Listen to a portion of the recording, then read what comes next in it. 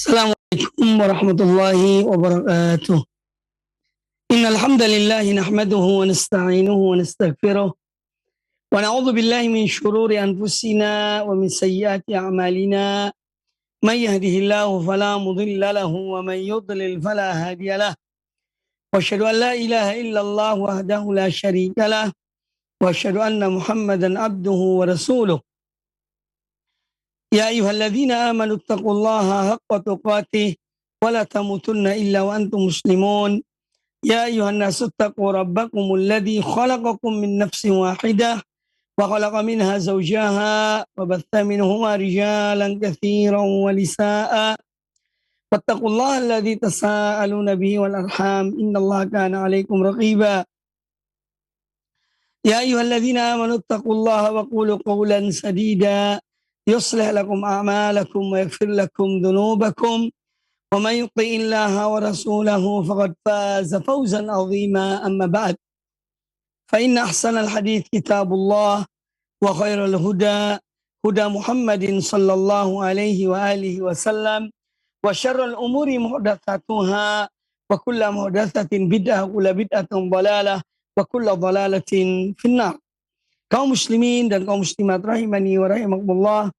Alhamdulillah pada kesempatan yang baik ini kita kembali bertemu dalam pembahasan hadis-hadis Nabi sallallahu alaihi wasallam dari kitab Riyadhus Shalihin min kalami Sayyidil Mursalin sallallahu alaihi wasallam, karya dari Al-Imam Abu Zakaria Yahya bin Sharaf An-Nawawi rahimahullah taala rahmatan wasi'ah. Pembahasan kita pada pertemuan yang terakhir adalah tentang fadl qiyamil lail, tentang keutamaan salat di malam hari. Dan telah kita sampaikan atau uraikan sejumlah hadis-hadis Nabi sallallahu alaihi wasallam yang dibawakan oleh Imam An-Nawawi rahimahullah taala dalam bab ini, yaitu diantaranya adalah sabda beliau alaihi salatu wassalam dalam hadis Abdullah bin Amr ibn al-As radhiyallahu anhuma. Beliau berkata, qala Rasulullah sallallahu alaihi wasallam, Rasulullah sallallahu alaihi wasallam bersabda, ya Abdullah, la takun mithla fulanin. Wahai Abdullah, jangan kamu menyerupai atau jangan kamu berbuat seperti si fulan. Kana yaqumul lail fataraka qiyamal lail. Dahulu dia itu sholat di malam hari, tetapi kemudian dia meninggalkan sholat di malam hari. Hadis ini muttafaqun alaih, dikeluarkan oleh Imam Bukhari dan Imam Muslim, dan ini di antara hadis-hadis yang telah kita bahas. Termasuk hadis tentang seorang yang ketiduran sampai pagi dan dia tidak mendengar suara panggilan adzan. Ini menunjukkan bahwa ibarat yang diungkapkan oleh Nabi sallallahu alaihi wasallam, dzaka rajulun asy-syaitan bala asy-syaitanu fi udhuni. Itu adalah seorang yang mana syaitan mengencingi telinganya, Kemudian insyaallah pada kesempatan yang baik ini kita akan membahas hadis yang berikutnya, masih dalam bab tentang keutamaan sholat di malam hari. Dari qala al-Imam An-Nawawi rahimahullah taala, an Abi Hurairah radhiyallahu anhu, dari Abu Hurairah radhiyallahu anhu, beliau berkata, anna Rasulullah sallallahu alaihi wasallam bahwasanya Rasulullah sallallahu alaihi wasallam bersabda, yaqidu asy-syaitanu ala qafiyati ra'si ahadikum idza huwa nama thalatha uqadin yadribu ala kulli uqdatin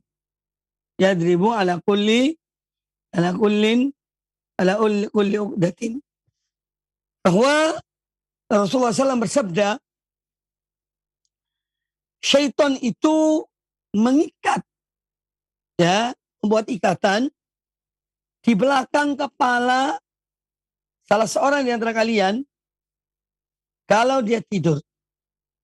Jadi kalau seseorang tidur, syaitan membuat 3 ikatan di kepala, belakang kepala seorang. Ya. Kemudian dia mengatakan, ya, ketika mengikat ikatan tersebut, alaika lailun tawilun. Ya. Farqud. Dia mengatakan bahwa kamu ini memiliki malam yang panjang. Maka tidurlah. Ya. Kamu memiliki malam yang panjang. Maka tidurlah. Fa in istayqadha, kalau orang yang tidur tadi itu bangun, fa dzakarallaha ta'ala, kemudian orang itu berzikir, membaca doa misalnya bangun tidur, alhamdulillah alladzi ahyana ba'dama amatana wa ilaihin nusyur, misalnya dia berzikir, fa dzakarallaha ta'ala, in hallat uqdat, maka satu ikatan dari 3 ikatan yang ada di belakang kepala seseorang, satu ikatan itu terlepas. Terlepas satu ikatan. Fa'in tawaddo'a, kalau orang itu berwudu, bangun, ya dia bangun, kemudian dia meninggalkan tempat tidurnya, dia pergi untuk berwudu, in halat uqdatun, maka ikatan yang kedua dari 3 ikatan di kepalanya terlepas. Fa in shalla in halat uqaduhu, kalau orang itu setelah dia berwudu, dia sholat, maka semua ikatan itu akan terlepas. Fa asbaha nasyitan thayyiban nafs, maka dia di pagi hari menjadi orang yang semangat, jiwanya nyaman, rasa enak, ya. Wa illa asbaha khabithan nafsi kaslan. Tetapi kalau tidak demikian, maka bangun terlambat, tidak berzikir pada Allah, kemudian dia mungkin tidak sholat, maka di pagi hari dia akan apa? Jiwanya terasa jelek, terasa buruk, ya, dan dia menjadi orang yang malas. Hadis ini muttafaqun alaih, dikeluarkan oleh Imam Bukhari dan Imam Muslim dalam Sahih Bukhari dan Sahih Muslim. Baik. Hadis ini adalah salah satu berita dari Nabi SAW tentang sesuatu yang gaib. Artinya sesuatu yang kita tidak melihat dengan kedua mata kepala kita. Yaitu bahwasanya jika seorang hamba tidur di malam hari, ya, syaitan itu datang kepadanya. Kemudian membuat 3 ikatan di belakang kepalanya. Ya. Membuat 3 ikatan di belakang kepalanya. Sambil berkata kepada orang itu, malam panjang untukmu. Tidurlah yang nyenyak. Tidurlah yang nyaman. Ya. Setelah diikat. Kemudian kalau orang itu bangun di pagi hari, yani menjelang subuh, dia bangun, maka jika dia melakukan 3 amalan yang baik, yang soleh, maka semua ikatan itu akan terikat. Satu ikatan itu terlepas dengan satu amal soleh. Ikatan kedua juga terlepas dengan satu amal soleh. Ikatan ketiga terlepas dengan satu amal soleh. Ya. Nah, apakah 3 amalan itu? Yang pertama, ketika dia bangun, dia berzikir pada Allah Ta'ala. Alhamdulillahilladzi ahyana ba'dama amatana wa ilaihin nusyur. Ya. Ini yang pertama. Maka ikatan itu salah satu ikatan terlepas. Karena ketika dia bangun, dia berzikir pada Allah Subhanahu wa Ta'ala. Kemudian amalan yang kedua, dia berwudu. Setelah bangun, berzikir, kemudian dia bergerak menuju ke tempat wudu. Ya. Ini amal ibadah juga. Dia berwudu, memberikan semangat pada orang yang baru bangun tidur. Ya. Dan wudu adalah ibadah bagi pengampun dosa-dosa seorang hamba. Pada setiap kali dia berwudu, dosa-dosanya berguguran dari anggota-anggota wudunya. Ya. Nah, kalau dia berwudu, maka terlepas ikatan yang kedua. Dari ikatan yang diikat oleh syaitan. Buhul yang diikat oleh syaitan di belakang kepala seseorang. Kemudian amal yang ketiga, setelah dia berwudu, dia sholat. Dia udah sholat, maka terlepas pula ikatan yang ketiga. Nah ini jadi, untuk melepaskan 3 ikatan itu adalah dengan mengerjakan 3 amalan yang disebutkan dalam hadis ini. Nah, di dalam hadis ini juga memberikan pelajaran kepada kita bahwa seorang hamba itu kalau diberi taufik oleh Allah Azza wa Jalla, diberi hidayah, diberi kemudahan, diberi kekuatan, maka dia akan mudah dalam beribadah kepada Allah Subhanahu wa taala. Nah, oleh karena itu, hendaknya seorang selalu mohon pada Allah taala ya, pertolongan. Ya, al-isti'anah billah. Ya, mohon pertolongan pada Allah Subhanahu wa taala agar Allah menolongnya di dalam berbuat amal-amal kebaikan. Tanpa pertolongan Allah, seorang tidak mampu untuk berbuat suatu kebaikan. Makanya kita dianjurkan agar selalu dan terus mohon pertolongan pada Allah Subhanahu wa taala. Dan ini kita lihat juga terwujud sebetulnya dalam perbuatan kita sehari-hari. Dalam sholat kita. Kita selalu membaca pada setiap rakaat, iyyaka na'budu wa iyyaka nasta'in. Hanya kepada Engkau ya Allah aku beribadah, dan hanya kepada Engkau ya Allah aku memohon pertolongan. Maka dengan kita beribadah, memohon pertolongan pada Allah Ta'ala, Allah akan menolong kita. Walladzina jahadu fina lanahdiyannahum subulana wa innallaha ala ma'al muhsinin. Allah Ta'ala mengatakan, dan orang-orang yang betul-betul bersungguh-sungguh untuk mendapatkan ridho kami, niscaya kami akan bukakan baginya jalan-jalan kami. Ya. Dan sesungguhnya Allah beserta orang-orang yang berbuat baik. Surat Al-Ankabut ayat yang terakhir, ayat 69. Nah, ayat ini menjelaskan kepada kita bahwa orang yang betul-betul minta pertolongan pada Allah, minta kemudahan pada Allah untuk bisa beribadah pada Allah Ta'ala, Allah akan membukakan baginya jalan-jalan kebaikan. Allah berikan kekuatan, Allah berikan semangat, Allah berikan taufik untuk dia mengerjakan amal-amal kebaikan. Dan perlu dipahami bahwa memang sholat malam itu terkadang bahkan pada awalnya itu dengan semacam memaksakan diri kita supaya bangun.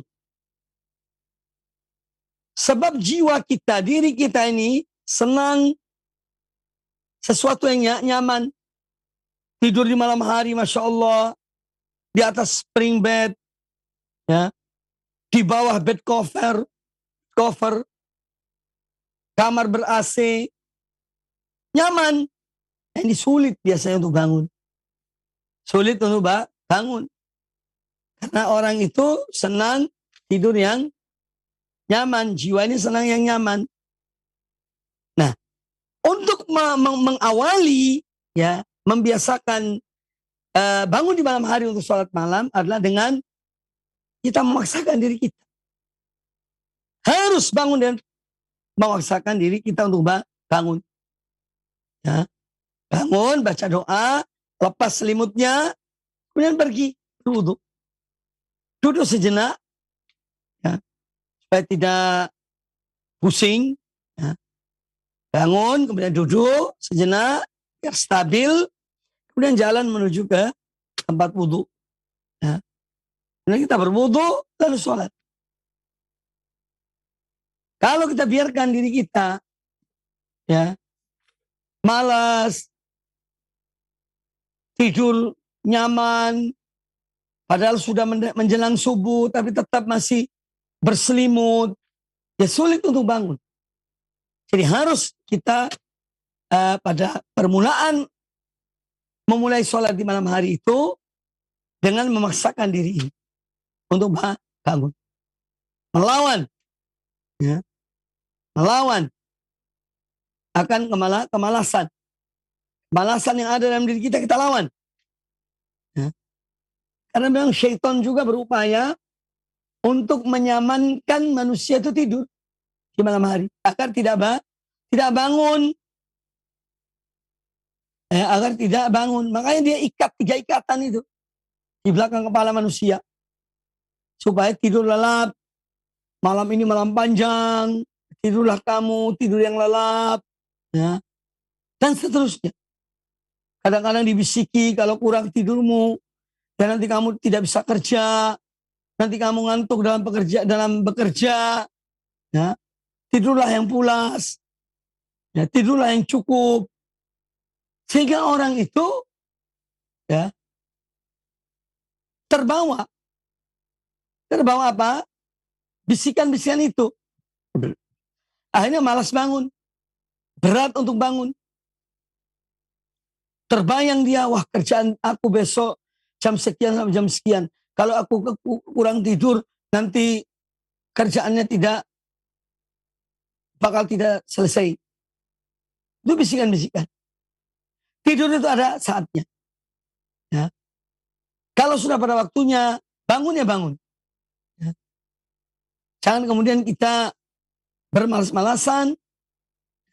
Karena memang nanti syaitan pun akan memainkan perannya dalam menjadikan seorang hamba untuk tidak sholat di malam hari. Kemudian juga disebutkan oleh para ulama di antara bekas dari sholat malam itu adalah semangat. Bagaimana yang disebutkan oleh Nabi Sallallahu Alaihi Wasallam. Beliau menyebutkan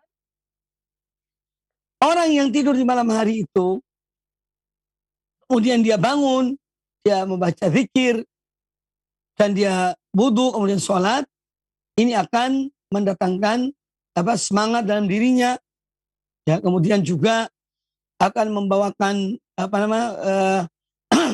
mengakibatkan jiwa yang sehat, semangat, giat dalam bekerja.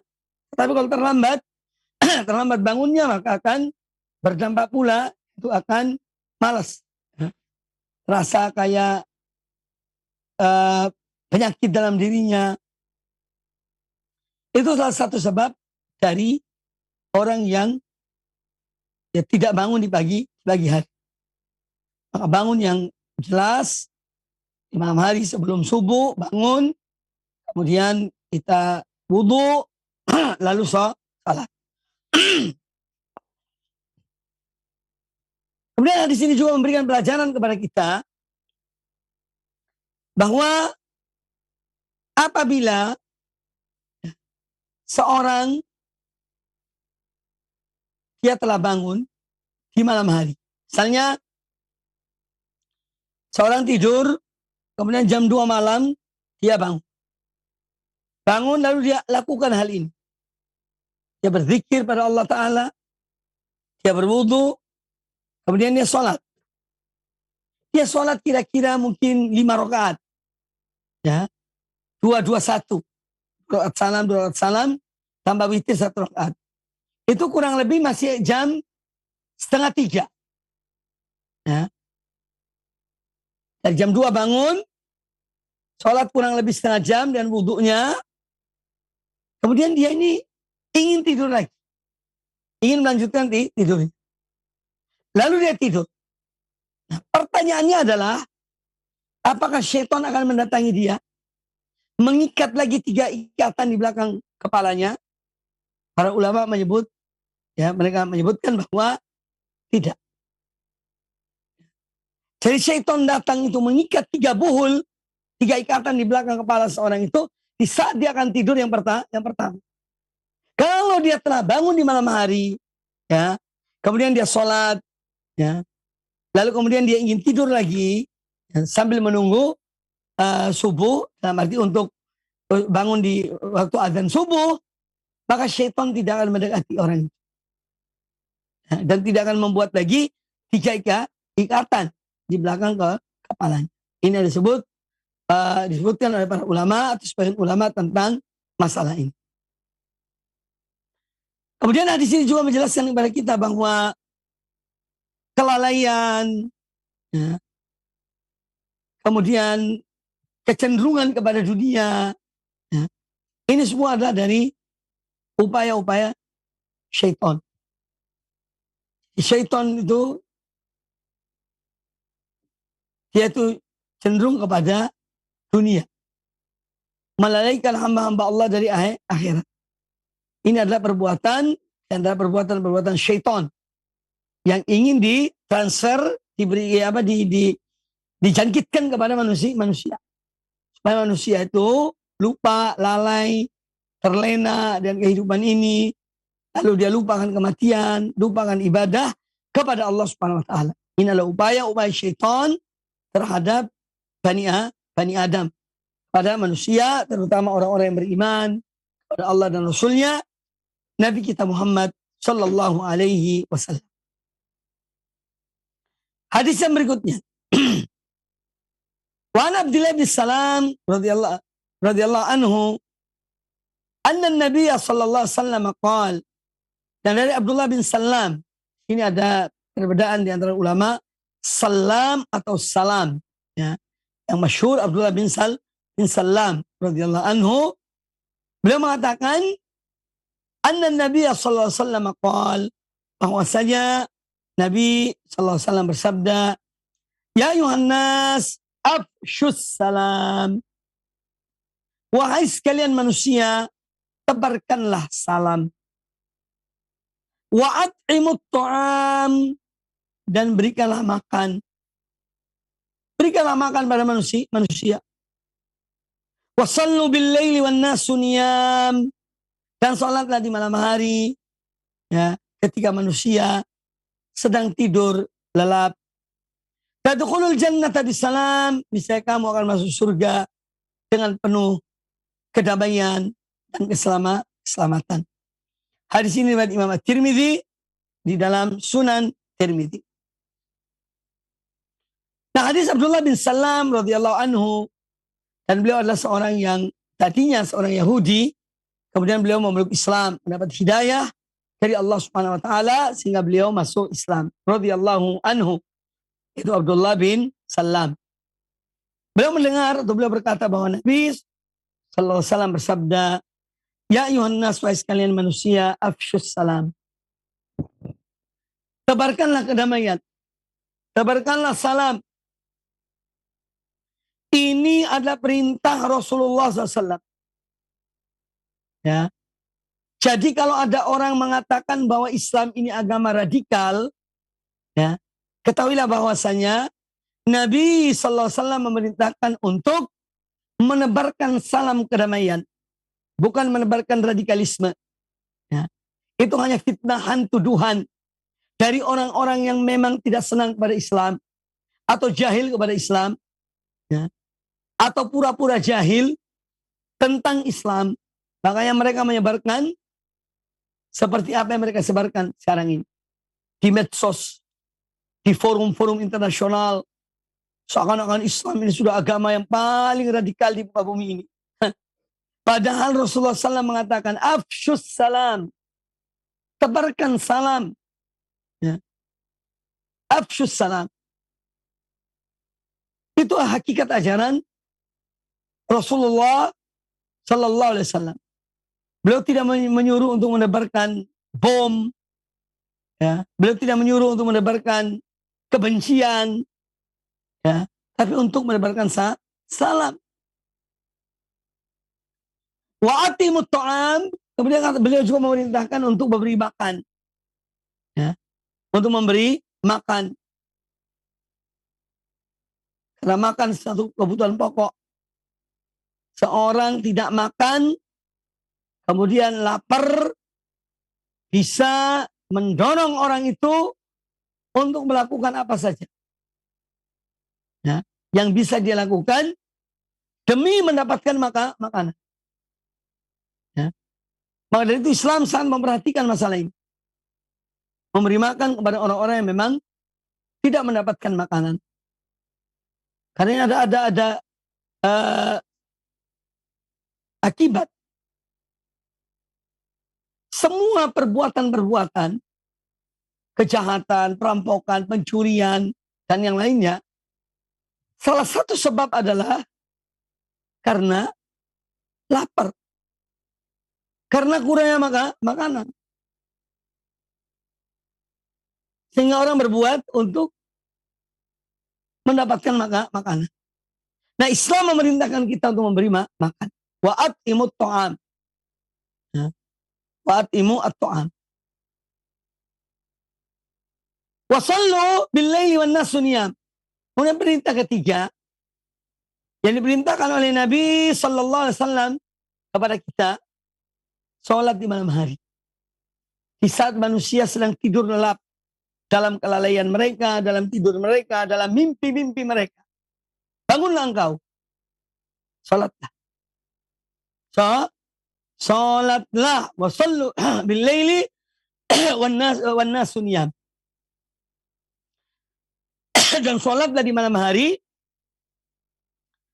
ya, ketika manusia sedang tidur lelap.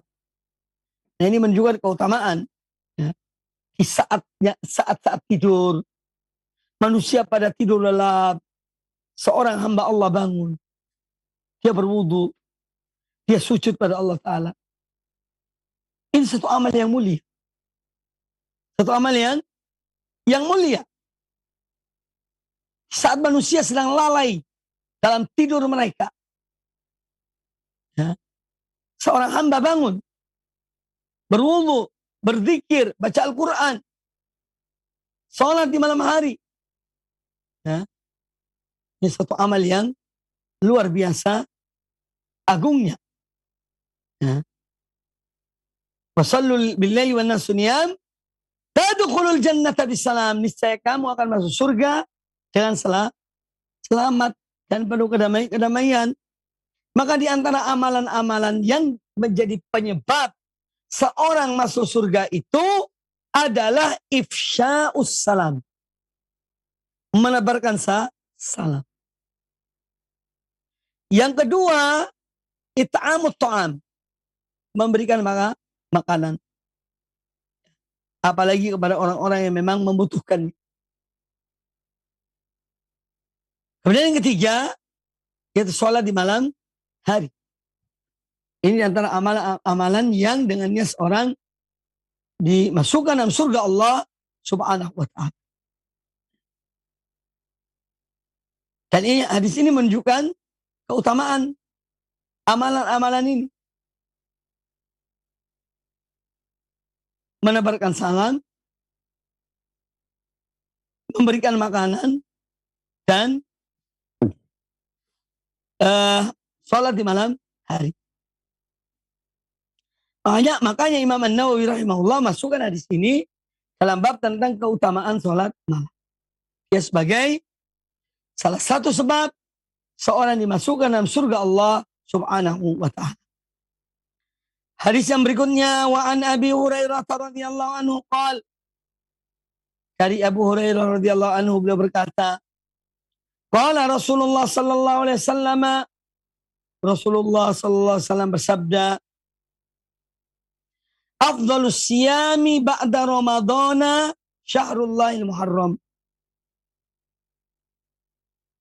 Puasa yang paling utama setelah puasa Ramadan adalah puasa di bulan Muharram. Bulan Muharram itu bulan pertama dari bulan-bulan perputaran bulan. Wa afdhalus salati ba'dal faridati salatul lail. Dan sholat yang paling afdal setelah sholat wajib adalah sholat di malam hari. Hadis riwayat Imam Muslim di dalam Sahihnya. Para pemirsa para pendengar televisi dan radio Roja dimanapun Anda berada, rahimakumullah. Semoga dirahmati Allah Subhanahu wa taala. Dalam hadis ini Nabi alaihissalam memberitahukan kepada kita di antara amalan-amalan yang kita lakukan adalah ada amalan yang wajib, ada amalan yang sunnah. Ya. Ada sholat wajib, ada sholat sunnah. Ada puasa wajib, ada puasa sunnah. Puasa yang wajib, salah satunya adalah puasa di bulan Ramadan. Dia menjadi rukun Islam, salah satu dari rukun Islam. Dan kita sekarang ini insya Allah dalam menghadapi masuknya bulan Ramadan. Semoga Allah yang menyampaikan kita kepada Ramadan dan memberikan taufik pada kita untuk meningkatkan amal-amal ibadah kita. Nah, kata beliau sallallahu alaihi wasallam, puasa yang paling afdal itu adalah puasa Ramadan. Karena ini adalah puasa yang wajib dan dia salah satu dari rukun-rukun Islam. Ya. Loh, apa ada Ustaz? Puasa yang wajib lainnya selain Ramadan? Ya ada. Ya. Tapi ini yang menjadi rukun Islam puasa Ramadan. Adapun puasa wajib lainnya misalnya puasa nazar. Ya. Seorang misalnya bernazar. Ya. Apabila saya diterima bekerja di perusahaan ini misalnya, saya akan berpuasa 1 minggu. Dia bernazar pada dirinya. Nah, kalau benar dia diterima di perusahaan itu, maka dia wajib untuk berpuasa selama 7 hari. Ya. Karena dia telah bernazar. Jadi di antara puasa yang wajib itu puasa nazar. Seorang bernazar berpuasa. Ya. Tetapi kalau terlaksana, itunya yang dia jadikan syarat. Kalau misalnya orang tadi itu tidak diterima di perusahaan yang dia ingin bekerja di perusahaan itu, maka dia tidak wajib berpuasa. Karena dia bernazar kalau diterima. Berarti kalau tidak diterima, dia tidak ada kewajiban untuk berpuasa 7 hari tersebut.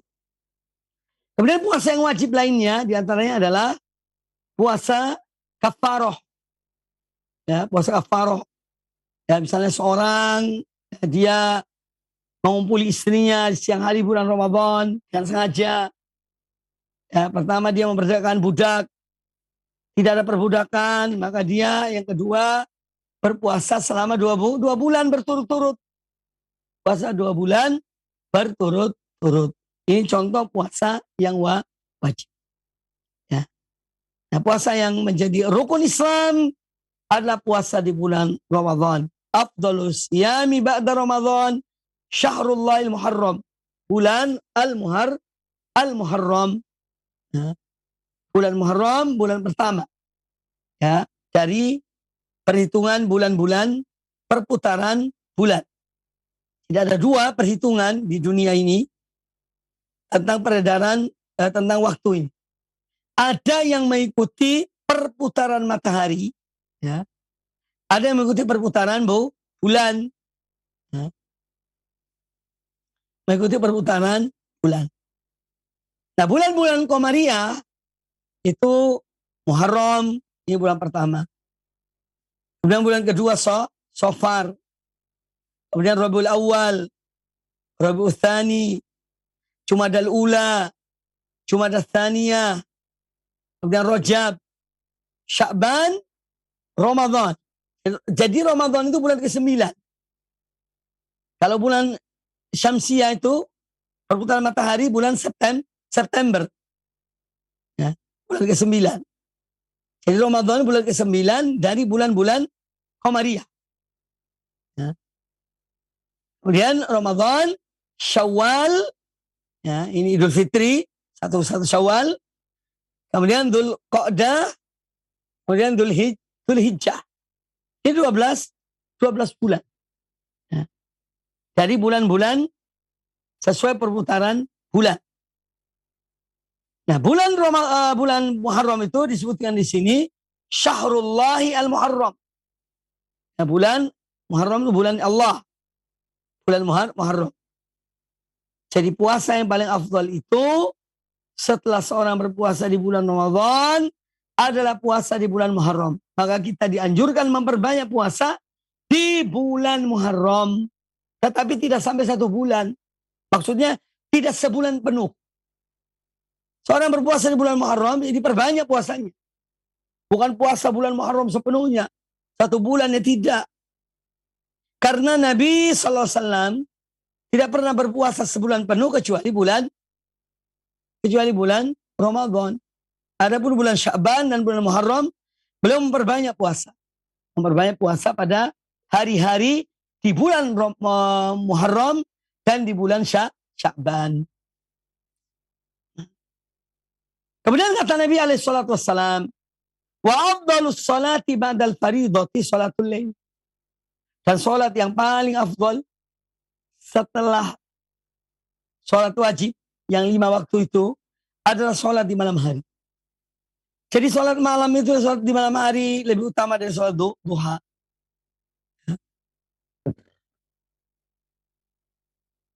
Wa afdalus salati ba'dal faridati salatul lail.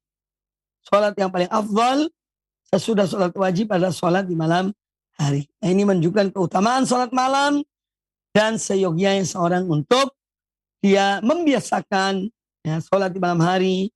Dari pembiasaan itu akan meningkat. Ya. Suatu saat akan menjadi sesuatu yang nikmat. Ya. Nikmat salat di malam hari. Kemudian hadis yang berikutnya. Wa an Ibnu Umar radhiyallahu anhuma qala, dan dari Abdullah bin Umar radhiyallahu anhuma beliau berkata, anna Nabi sallallahu alaihi wasallam qala, bahwasanya Nabi sallallahu alaihi wasallam bersabda, salatul laili mathna mathna. Salat di malam hari itu 2 rakaat, 2 rakaat. Artinya 2 rakaat salam, 2 rakaat salam. Itu makna dari salatul laili mathna mathna. Nah, ini yang lebih afdal. Sekarang misalnya ada orang ingin sholat di malam hari 4 rakaat sekaligus. Tasyahudnya, tahiyatnya di akhir. Nah, misalnya. Kemudian dia salam. Ini menunjukkan boleh. Tapi tidak lebih afdal. Karena yang lebih afdal yang disebutkan oleh Nabi sallallahu alaihi wasallam dalam hadis ini. Salatul laili mathna mathna. Dalam riwayat yang lain, salatul lail wan nahar mathna mathna. Salat malam dan salat siang hari, yakni salat sunnah, itu 2 rakaat salam, 2 rakaat salam. Ini yang lebih afdal. Salatul laili mathna mathna, salat di malam hari itu 2 rakaat, 2 rakaat. Fa idza khifta as-subha, kalau kamu takut masuknya waktu subuh, fa'autir biwahidatin, maka witirlah dengan 1 rakaat sebagai penutup dari salat yang 2 rakaat salam, 2 rakaat salam, 2 rakaat salam, 2 rakaat salam, ditutup dengan 1 rakaat witir. Hadis riwayat Imam Bukhari dan Imam Muslim dalam Sahih Bukhari dan Sahih Muslim. Nah, jadi hadis ini menjelaskan kepada kita tentang cara sholat di malam hari adalah dengan 2 rakaat salam, 2 rakaat salam, 2 rakaat salam, ya, itu dan seterusnya. Itu yang lebih afdal dan lebih utama. Kemudian kita dianjurkan untuk menutup sholat malam kita itu dengan sholat witir. Ya, kita mengakhiri sholat malam kita dengan sholat ganjil. Ya. Sholat witir itu ada yang 3 rakaat sekaligus, boleh. Ya. Yang 1 salam di akhir rakaat. Ya. 3 rakaat sekaligus. Dan ada juga yang 2 rakaat salam kemudian ditambah 1 rakaat. Ya. Karena Nabi SAW mengatakan, jangan kalian samakan sholat witir dengan sholat maghrib. Ya. Kata Al-Hafidz Ibnu Hajar rahimahullah, cara untuk menjadikan sholat witir yang 3 rakaat agar tidak sama dengan sholat maghrib, itu ada 2 cara. Ada 2 metode, 2 cara, 2 kaifiyah. Kaifiyah yang pertama, cara yang pertama adalah sholat 2 rakaat, genap, kemudian salam, lalu berdiri tambah 1. Atau yang kedua, sholat sekaligus 3 rakaat dan tanpa tasyahud yang pertama. Langsung tasyahud yang terakhir pada rakaat yang ketiga, kemudian salam. Nah, ini tentang cara sholat witir. Jadi kita dianjurkan sholat witir itu di akhir dari sholat kita di malam hari sebagai penutup. Kemudian hadis ini menjelaskan kepada kita bolehnya sholat witir itu dilakukan 1 rakaat, menyendiri, ya, tidak digabung dengan sholat witir yang sebelumnya, ya, tapi dengan yang 2 rakaat, tapi dipisahkan, cukup dengan 1 rakaat. Nah, ini cara kaifiyah sholat witir yang 1 rakaat. Kemudian hadis yang berikutnya juga dari Abdullah bin Umar radhiyallahu anhuma qala kana an-nabiy sallallahu alaihi wasallam yusalli min al-laili mathna wa yutiru bi rak'atin. Hadis muttafaqun alaih. Kata Abdullah bin Umar radhiyallahu anhuma bahwasanya Nabi sallallahu alaihi wasallam dahulu beliau itu salat di malam hari 2 rakaat salam, 2 rakaat salam. Mathna. Wa yutiru biwahidat birokaatin, dan beliau sholat witir dengan 1 rakaat. Beliau tutup sholatnya dengan sholat witir 1 rakaat.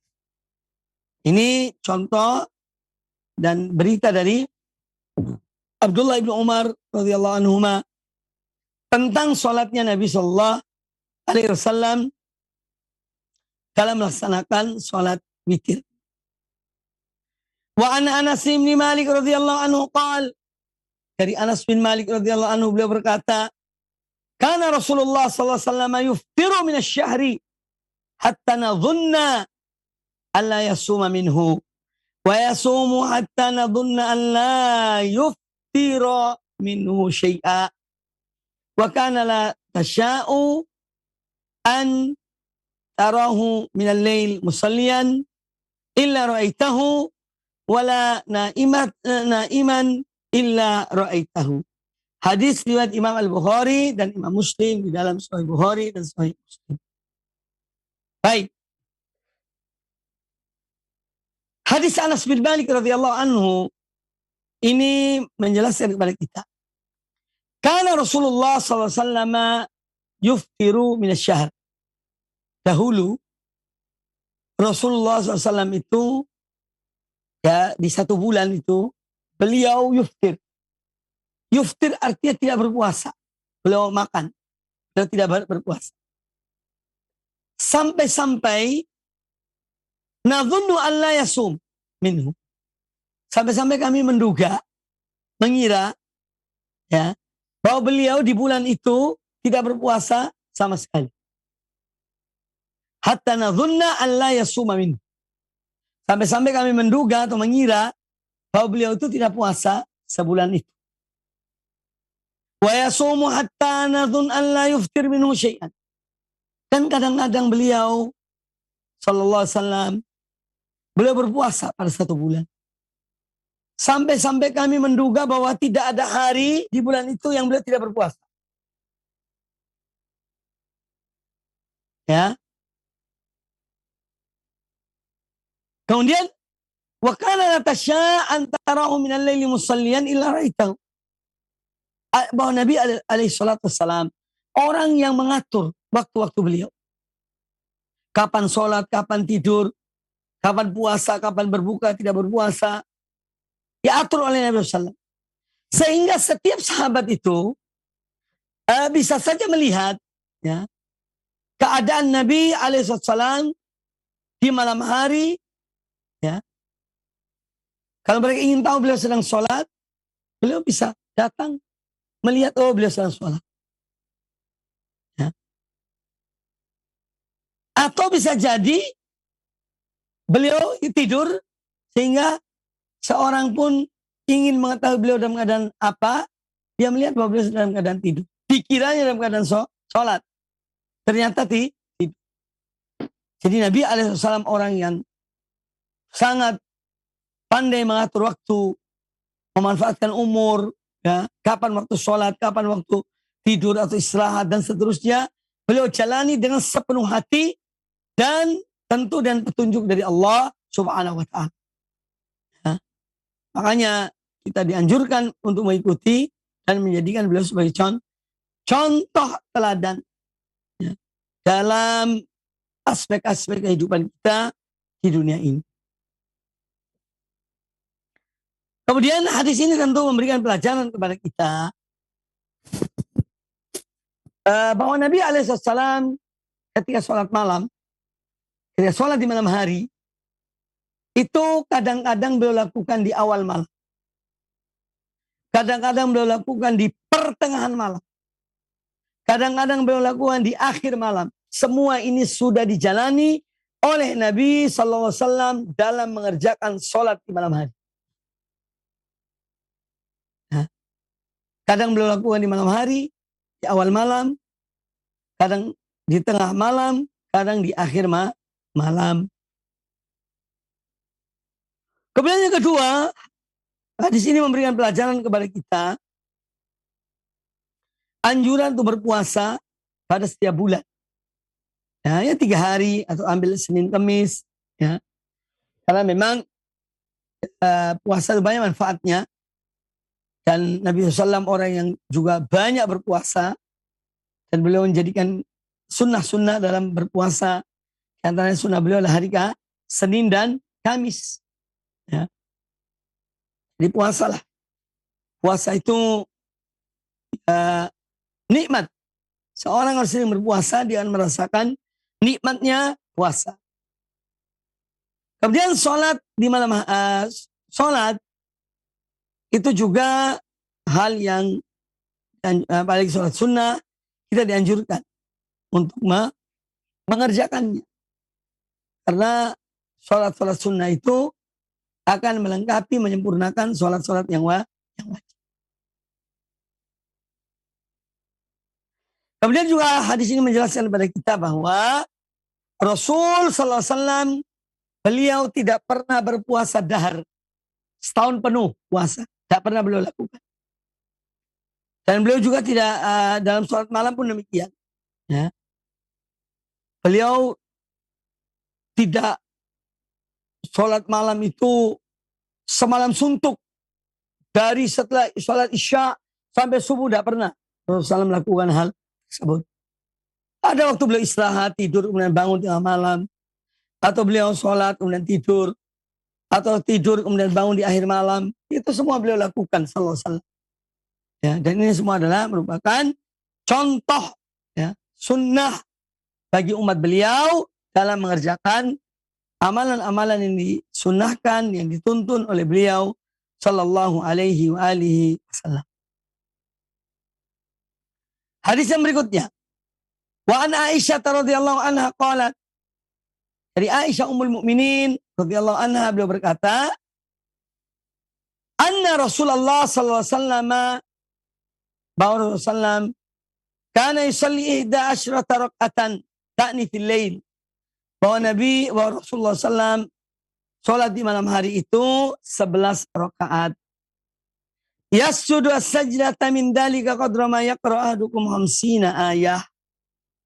Beliau itu kalau sujud, ya, beliau panjangkan sujudnya. Satu sujud beliau dalam sholat di malam hari itu sama dengan seorang di antara kalian membaca 50 ayat. Qabla an yarfa ra'sahu. Jadi beliau kalau sujud sangat, yani sujud yang lama, sampai-sampai disebutkan di sini membaca ibarat seorang di antara kalian membaca 50 ayat. Sallallahu alaihi wasallam. Seorang yang sangat beribadah kepada Rabbnya. Sangat taat kepada Rabbnya. Jalla jalaluhu. Itulah dia Nabi kita Muhammad sallallahu alaihi wasallam. Ya. wa yar'aka'u rak'ataini qabla salatil fajr. Dan beliau Nabi sallallahu alaihi wasallam beliau salat sunnah qabliyah subuh 2 rakaat. Setelah salat sunnah dua rakaat salat sunnah qabliyah subuh, thumma yattaji ala syiqqil aiman. Lalu kemudian beliau bersandar dengan atau tidur dan menindihkan sisi kanan beliau. Ya. Yattaji ala syiqqil aiman hatta yatiyahu al-munadi lis-salat. Sampai didatangi oleh muadzin. Jadi Nabi SAW itu sholat di malam hari, masuk waktu subuh, beliau sholat sunnah qabliyah subuh 2 rakaat, kemudian beliau bersender, ya, berbaring dan menindihkan sisi kanan sambil menunggu Bilal mendatangi beliau. Jadi Bilal datang mengatakan, ya Rasulullah, sholat segera atau iqamatus sholat segera dikumandangkan. Baru beliau kemudian bangun pergi ke tempat sholat beliau. Nah, ini yang diberitahukan oleh Aisyah radhiyallahu anha kepada kita tentang ibadah Nabi SAW. Yang diambil dari hadis ini yaitu dianjurkan atau seorang boleh untuk memanjangkan sujud di saat sholat malam. Apalagi kalau sholatnya sendirian. Ya. Adapun kalau dia sholat berjamaah, ya dia harus memikirkan juga jamaahnya. Jadi Nabi SAW atau memberikan contoh kepada kita sujud yang panjang. Dan kita dianjurkan kalau sholat malam, sholat dengan sujud yang panjang. Kemudian berikutnya bahwa hadis ini menjelaskan kepada kita tentang Nabi SAW yang sangat menjaga dan memelihara 2 rakaat sebelum subuh. Ya, beliau selalu mengerjakannya. Baik dalam keadaan bermukim di Madinah ataupun ketika safar. Beliau tetap mengerjakan sholat qabliyah subuh 2 rakaat. Dan ini sudah kita bahas pada beberapa pertemuan yang lalu. Kemudian dibolehkannya seorang berbaring sambil menunggu iqamatus shalah.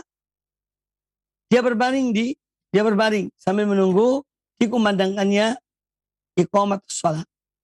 Setelah sholat sunnatul fajar sambil menunggu iqamah, dia dibolehkan atau bahkan dianjurkan ya, untuk berbaring sejenak sambil menunggu.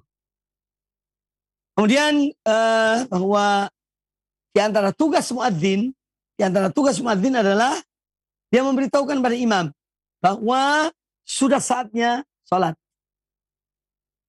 Mungkin imamnya masih di rumah, ya dia datang. Ya. Sebentar lagi kita akan iqamatus shalah. Baru kemudian dia mengumandangkan iqamah. Ini kalau rumah imamnya dekat dengan masjid. Ya. Atau mungkin imamnya ada di belakang, lagi sholat sunnah. Ketika akan iqamah, ya dia memberitahukan. Si muadzin itu memberitahukan kepada imam tersebut. Sebagaimana muadzin Rasulullah SAW itu selalu memberitahukan kepada beliau di saat masuknya waktu iqamatus shalah. Baru kemudian beliau muncul dan beliau berdiri, kemudian memimpin sholat.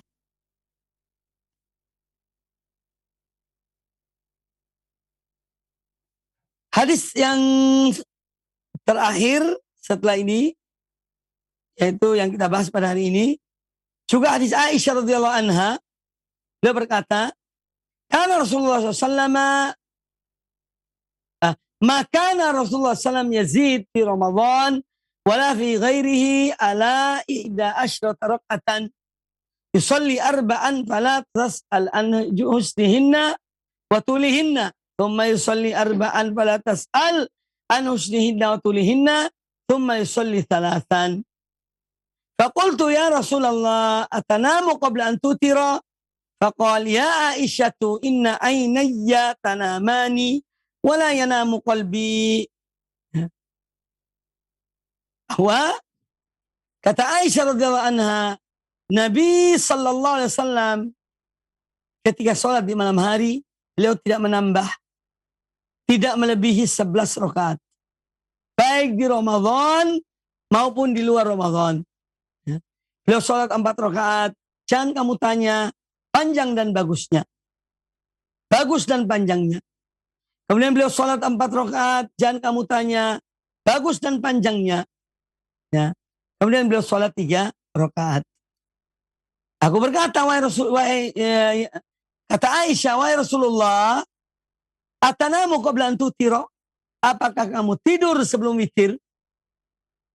Apakah kamu tidur sebelum witir? Faqal, kata Aisyah, kata Rasulullah SAW, ya Aisyatu, wahai Aisyah, inna ainayya tanaman, sesungguhnya 2 mataku tidur. Wala yanamu qalbi, namun hatiku tidak pernah tidur. Selalu mengingat pada Allah subhanahu wa ta'ala. Hadis ini muttafaqun alaih. InsyaAllah hadis ini kita bahas pada pertemuan yang akan datang. Coba berkaitan dengan insyaallah kita akan memasuki bulan Ramadan 1443 Hijriah. Semoga Allah Ta'ala menjangan umur kita sampai ke Ramadan dan beri taufik pada kita untuk melaksanakan amal-amal ibadah ya sebaik-baiknya. Demikian, masih ada sesi pertanyaan. Aku qouli hadza wallahu taala a'lam. Kami kembalikan ke pembawa acara. Demikian kajian kita yang dapat disampaikan pada kesempatan yang baik ini.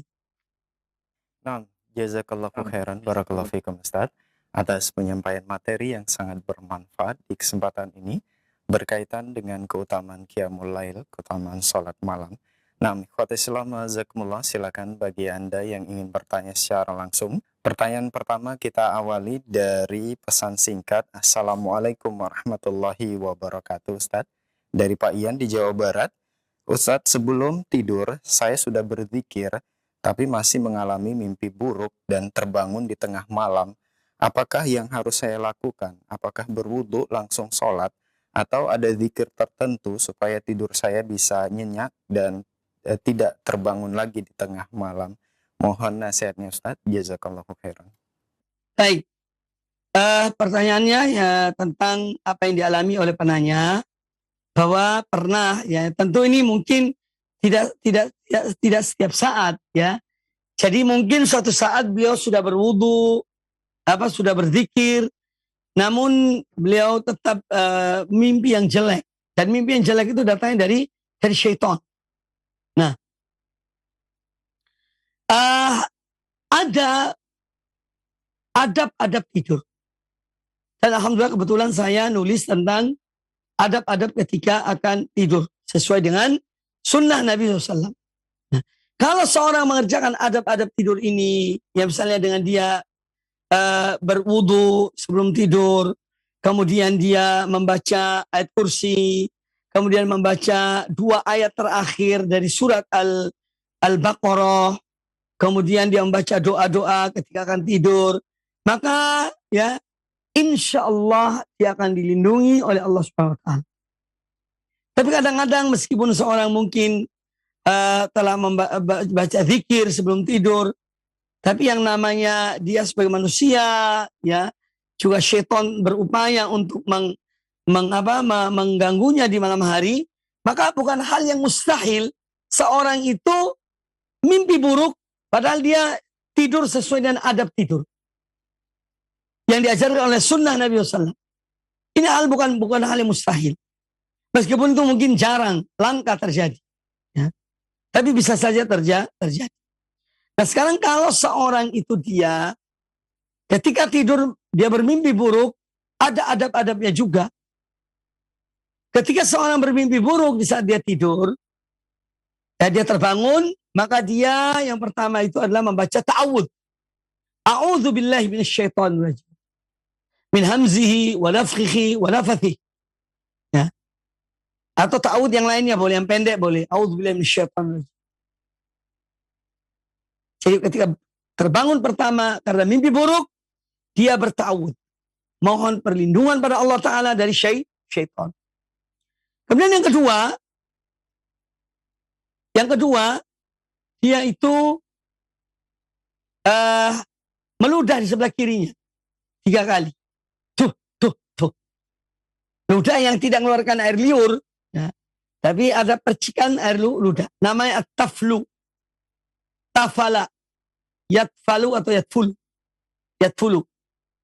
Itu ya, di sisi kirinya. 3 kali. Kemudian serta yang ketiga, dia membalik posisi tidurnya. Merubah posisi tidurnya. Kalau dia tidur pada posisi tindih kiri, dia menindih ke kanan. Kalau ketika dia mimpi dan menindih kanan, kalau dia dalam keadaan tidur terlentang, ya dibalik. Ya, artinya diarahkan ke, dirubah posisi tidurnya. Itu diantara pedoman, ya, tentang orang yang mimpi buruk. Ya, Anda tetap aja, jangan lupa kalau mau tidur itu, bagi penanya ya berwudu, kemudian baca ayat kursi, baca qul huwallahu ahad, qul huwallahu falaq, qul huwallahu binnas, kemudian meniup mengusap seluruh tubuh kita dan seterusnya dalam adab-adab tidur. Lakukan itu. Ya. Tetap lakukan. Karena adab-adab tidur sudah ada contohnya. Ada tuntunannya dari Nabi sallallahu alaihi wasallam. Ya. Kita tidak mengada-ngada yang baru. Wallahu a'lam. Nah, jazakallahu khairan, barakallahu fikum Ustaz atas jawaban yang disampaikan. Semoga bermanfaat untuk penanya dan kita semua yang menyimak.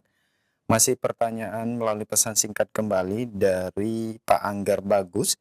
Assalamualaikum warahmatullahi wabarakatuh Ustaz.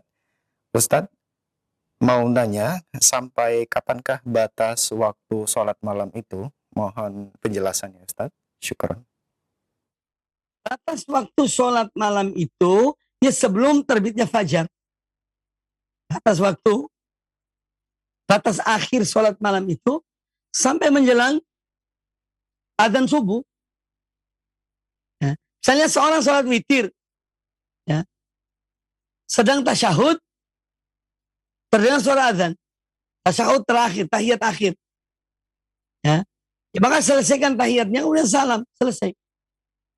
Jadi waktu sholat malam itu akhir waktu, ya, menjelang terbitnya fajar.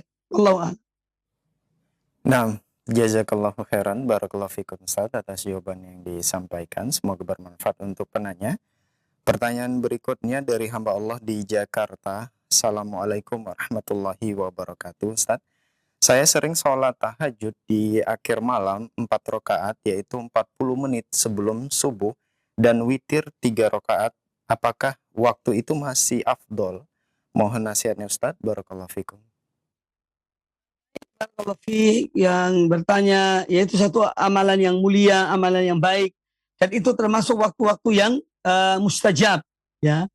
Jadi di akhir waktu 40 menit sebelum adzan subuh, ini termasuk waktu-waktu yang afdol untuk sholat malam. Tinggal Anda lanjutkan dan istiqomah di dalam mengerjakan amal tersebut. Ya, jazakumullah khair wa barakallahu fiik. Semoga Allah berkahi dan semoga istiqomah dalam amalan tersebut. Wallahu a'lam. Nah, jazakallahu khairan, barakallahu fikum Ustaz atas jawaban yang disampaikan. Semoga bermanfaat untuk penanya.